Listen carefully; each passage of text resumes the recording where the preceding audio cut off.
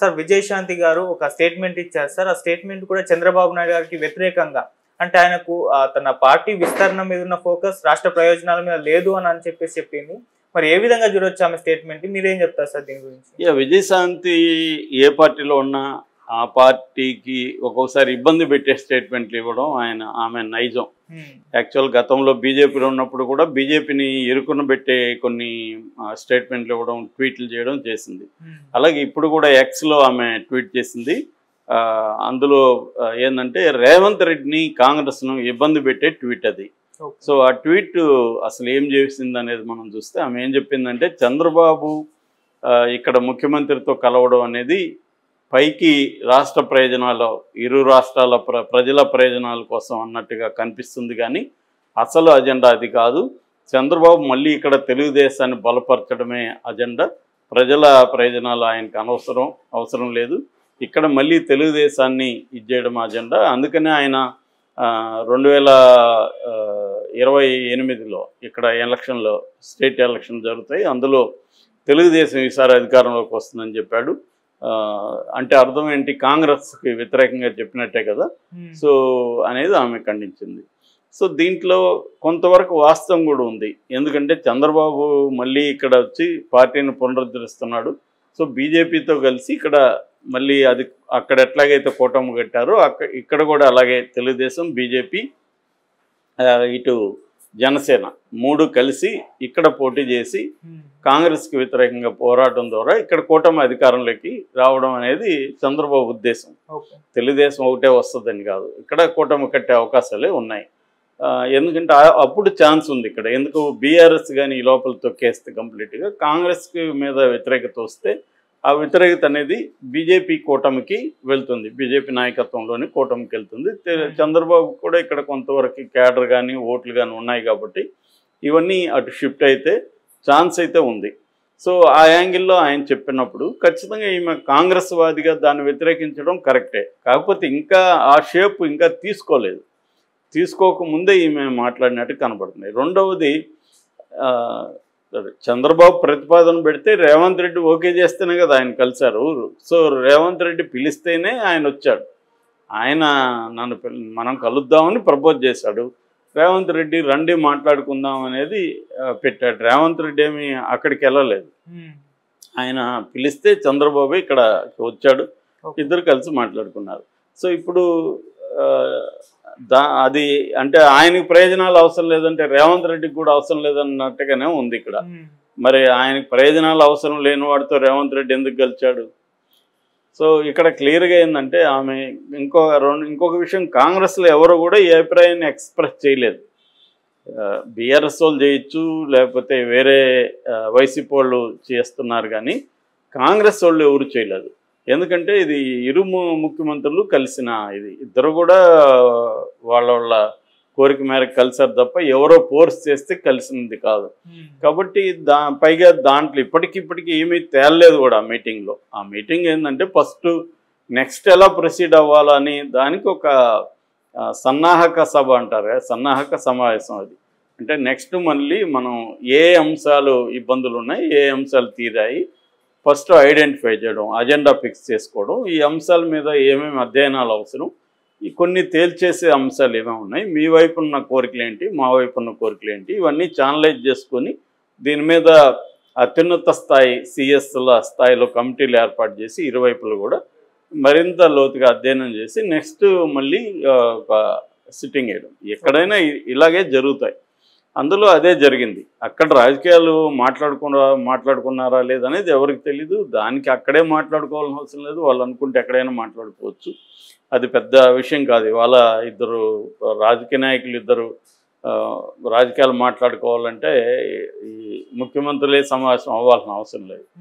కాబట్టి అదొకటి. రెండోది, చంద్రబాబు నాయుడు ఒక తెలుగుదేశం పార్టీగా ఆయన ఏ రాష్ట్రంలో అయినా వాళ్ళది జాతీయ పార్టీని, వాళ్ళకి జాతీయ పార్టీ రికగ్నైజ్డ్ కాకపోవచ్చు, కానీ తను జాతీయ పార్టీగానే, లోకేష్ కూడా జాతీయ కార్యదర్శి కదా, జాతీయ పార్టీ అనే వాళ్ళు అనుకుంటున్నారు. ఆ రకంగా ఇక్కడ మళ్ళీ పార్టీని పునరుద్ధరిస్తే తప్పేం లేదు.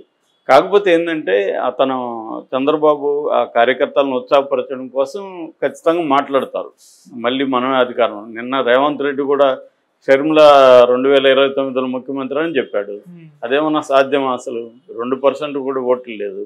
కానీ రాజకీయాల్లో ఏదైనా సాధ్యం కావచ్చు రేపొద్దున. కాబట్టి రెండోది కాంగ్రెస్ను ఉత్సాహపరచడం కోసం ఆయన ఆ మాట మాట్లాడాడు. కాంగ్రెస్ను ఉత్సాహపరచడం ద్వారా వైసీపీలో ఉండేవాళ్ళని లాగచ్చు అనేది రేవంత్ రెడ్డికి ఉన్న టార్గెట్. అందుకని ఆమె ముఖ్యమంత్రి అవుతుంది, ఈ 5 ఏళ్ళు కూడా ఆమె పోరాడుతుందని. కానీ ఆమె ఈ 5 ఏళ్ళు బీజేపీ ప్రభుత్వానికి వ్యతిరేకంగా పోరాడే పరిస్థితి ఉందా? అదే మీటింగ్లో వైఎస్ఆర్ విగ్రహాలనే ఖండించలేదు, విగ్రహాల ధ్వంసాన్ని ఖండించలేదు ఆ మీటింగ్లో ఎవరు కూడా. రేవంత్ రెడ్డి కూడా ఖండించాలి కదా, ఖండించలేదు. అంటే వైఎస్ఆర్ పట్లే వాళ్ళకి పెద్ద సీరియస్నెస్ లేదు. మనకేదో పనికొస్తుందని పెట్టారు తప్ప అదేమీ సీరియస్ లేదనేది అందరికీ తెలుసు. కాబట్టి అలాగా ఒక యుపేరియా అంటారు, ఒక కేడర్లో నాయకత్వంలో ఒక ఉత్సాహాన్ని జోష్ని తీసుకురావడానికి అలా చెప్తుంటారు. చంద్రబాబు కూడా అలా చెప్పారు. బట్ చంద్రబాబు చెప్పిన దాంట్లో ఒక పాజిబిలిటీ సాధ్యమవుతుందంటే బీజేపీ, తెలుగుదేశం, జనసేన ఇక్కడ కలిసి కాంగ్రెస్కి వ్యతిరేకంగా కానీ గట్టిగా పోరాడగలిగి బీఆర్ఎస్ బాగా ఇంకా వీక్ అయిపోతే అప్పుడు అది సాధ్యమవుతుంది. ఆల్రెడీ వాళ్ళకి బలం అయితే బీజేపీకి పెరిగింది. ఇక్కడ చంద్రబాబు కూడా కేడర్ ఉన్నారు, నాయకత్వం కొంత ఉంది, కొంత ఓట్లు ఉన్నాయి. ఇవన్నీ కలిస్తే బీజేపీకి హెల్ప్ అవుతుంది ఖచ్చితంగా. సో అప్పుడు కాంగ్రెస్ వీక్ అవకాశాలు ఉన్నాయి. సో అది రెండోది, చంద్రబాబుకి తెలంగాణ మీద మంచి పట్టు కూడా ఉంది. ఇక్కడ సమాజం మీద కావచ్చు, ఇక్కడ రాజకీయాల మీద పట్టు ఉంది. సో అలాగా జరిగిన నేపథ్యంలో అదొకటి పాజిబిలిటీ. సో రెండో పాజిబిలిటీ ఏంటి? రెండో పాజిబిలిటీ బీఆర్ఎస్ చెప్పే పాజిబిలిటీ. బీఆర్ఎస్ ఏం చెప్తుంది? రేవంత్ రెడ్డి షిండేగా మారుతాడు రేపు పొద్దున. షిండే అంటే ఎవరు? మన మహారాష్ట్రలో ఉన్న షిండే వర్గం, శివసేనలో షిండే వర్గం బీజేపీ వైపు వచ్చేసి అక్కడ గవర్నమెంట్ ఫామ్ చేశారు. అలాగా రేపొద్దున బీఆర్ఎస్ ఖాళీ అయ్యేంత వరకు బీజేపీ ఏం ఆలోచిస్తూ ఉంటుందంటే, మాకు వద్దు, కేసులు ఉన్న వాళ్ళు ఎవరిని మేము చేర్చుకోం, ఎవరన్నా వచ్చేట్టుకుంటే రిజైన్ చేసి రండి, ఇవన్నీ కథలు చెప్తుంది. ఈ కథలని ఎందుకు అంటున్నానంటే, బీజేపీకి ఏదో మిగతా చోట్ల మోరల్స్ ఉన్నట్టు, వాళ్ళు ఎవరు కేసులు ఉన్న వాళ్ళని చేర్చుకున్నట్టు, దేశవ్యాప్తంగా ఆ పాలసీ ఏం లేదు కదా, ఎవరు వచ్చినా చేర్చుకున్నారు కదా. ఇప్పుడు అంతెందుకు, అదే చంద్రబాబు కేసులు లేవా, ఆయన్ని ఎన్డీఏలోకి పిలవలేదా? సో ఇలాగా అనేక సందర్భాల్లో ఉన్నాయి. మరి కేసులు ఉన్న వాళ్ళతో మీరెలా పొత్తు పెట్టుకునే అధికారంలోకి వచ్చారా? కాబట్టి వాళ్ళు ప్లాన్ ఏంటంటే, బీఆర్ఎస్లో ఉన్న వాళ్ళందరూ కాంగ్రెస్లోకి వెళ్ళిపోయి బీఆర్ఎస్ వీక్ అయితే అప్పుడు మనం ఆ ప్లేస్లోకి మనం వద్దాం అనేది బీజేపీ ప్లాన్. ఇప్పుడు బీఆర్ఎస్కి కంప్లీట్గా 39 మంది ఉన్నారు. అందులో ఒక ఉప ఎన్నికల్లో ఒకరిని కోల్పోయారు, 38. అందులో 7 పోయారు, 31 ఉన్నాయి. 31లో కూడా 5 మంది నిన్న వెళ్ళి చంద్రబాబును కలిశారు. సో ఆ రకంగా బీఆర్ఎస్ పార్టీని కంప్లీట్గా ఖాళీ చేయించేసి బీఆర్ఎస్ని అఫిషియల్గా మెర్జ్ చేసేస్తే కాంగ్రెస్లోకి, సో కేసీఆర్ అండ్ బ్యాచ్ ఒంటరి అయిపోతారు. అప్పుడు బలహీన పడిపోతుంది. అవసరమైతే కేసీఆర్ని, కేటీఆర్ని, హరీష్ రావుని కూడా జైల్లో పెట్టేయచ్చు. సో అప్పుడు పార్టీని నడిపేవాళ్ళు ఎవరు ఉండరు అనేది ఒక స్ట్రాటజీ బీజేపీకి. సో ఇదంతా అయినాక రేవంత్ రెడ్డి, చంద్రబాబు కలిసి ఒక డీల్ కుదుర్చుకుంటారు బీజేపీతో. అదేంటంటే, రేవంత్ రెడ్డి కాంగ్రెస్ని గెలిచిట్టు వస్తాడు. సో రేవంత్ రెడ్డి ముఖ్యమంత్రిగా తెలుగుదేశం, బీజేపీ, కాంగ్రెస్ తేలిక వర్గం ప్లస్ జనసేన, నలుగురు అనమాట. నలుగురు కలిసి రేవంత్ రెడ్డి ఆధ్వర్యంలో ప్రభుత్వం ఉంటుంది అనేది ఒక వైల్డ్ పాజిబిలిటీ. ఇది సాధ్యమా అంటే సాధ్యమే, రాజకీయాల్లో ఆల్రెడీ సాధ్యమైనాయి కదా. సో అలాగా అనేది బీఆర్ఎస్ చెప్తుంది. ఇప్పుడు చంద్రబాబు కూడా కలవడం వల్ల ఈ వాదనకి మరింత పట్టు పెరిగింది. అందుకే మొన్న ఎవరో పోస్ట్ పెట్టారు, కేసీఆర్కి చంద్రబాబు వచ్చి పాలు పోస్తున్నాడు, చంద్రబాబు రావడం వల్ల కేసీఆర్ మళ్ళీ సెంటిమెంట్ని రగిలించగలుగుతాడు అనేది చెప్తున్నారు. అది కొంతవరకు పాజిబుల్లే. ఇప్పుడు ఈ థియరీని కానీ ముందుకు తీసుకెళ్ళగలిగితే కొంతవరకు పాజిబుల్.